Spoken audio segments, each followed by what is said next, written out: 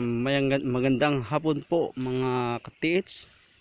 So welcome po sa new vlog na naman po mga ka-TH. So kung saan makikita natin ang isang bato na semento. Kung saan po mga ka-TH may makikita nating mark dyan sa bato na nakaukit, isang shape na heart shape, at may parang circle na 0.5 inches po mga ka-TH. Tingnan po natin mga ka-TH. Ito mga ka-TH, tingnan natin ang bato mga ka-TH, parang heart shape din, heart shape, parang heart din siya mga ka-TH, heart. So sabi ko mga ka-TH, hindi lang to bato mga ka-TH. Kasi ito mga ka-TH, kung makikita nyo mga ka-TH, ang bato lingin, simento lingin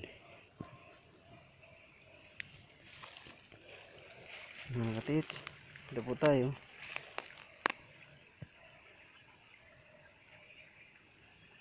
Ito ang ating pangmasdan mga ka-TH. May makikita po tayong heart mga ka-TH. Ito mga ka-TH, ito heart po mga ka-TH. Yan, at may circle, mga ka-TH. Ito mga ka-TH, ito ang bato mga ka-TH, simento. Yan, kung tingnan natin ang kanyang natulis na heart shape, 7 meters sa mga ka-TH. Ang layo ng may mark na 3 bato. Tingnan natin mga ka-TH, doon lang mga ka-TH, 7 meters. Tingnan natin mga ka-TH. Huwag niyong kalimutan mga ka-TH na mag-subscribe and comment, share below. Okay mga ka-TH, malapit na po tayo. Tingnan natin. So ito na po mga ka-TH. Kung pagmasdan natin ang paligid mga ka-TH, walang ibang bato dito mga ka-TH na nakalagay. Diyan walang mga bato. Diyan hindi, malinis mga ka-TH.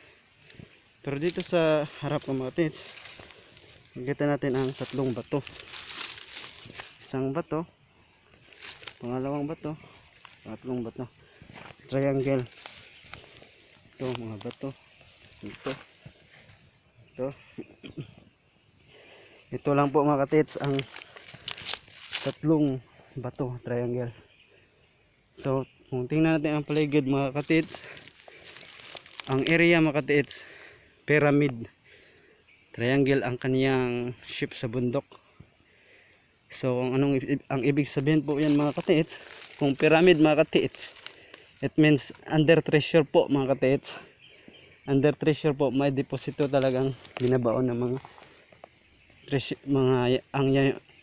mga deposito po mga ka-TH na Yamashita treasure.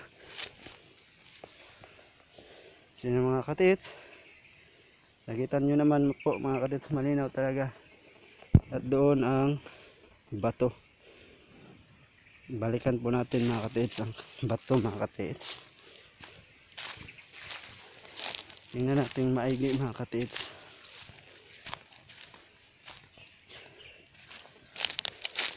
Yan, bato, simento po mga ka-TH.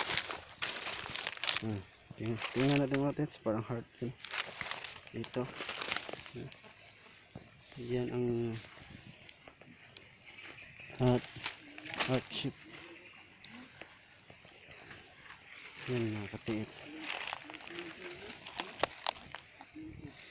Maraming salamat sa panonood mga ka-TH. Yan lang po mga ka-TH.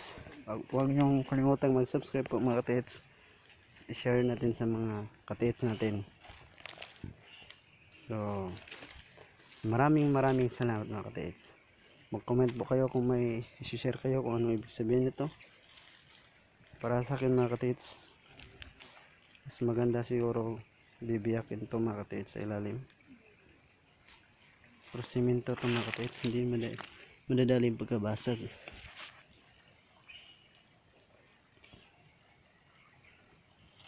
So, ito lang po. Maraming salamat po mga katits.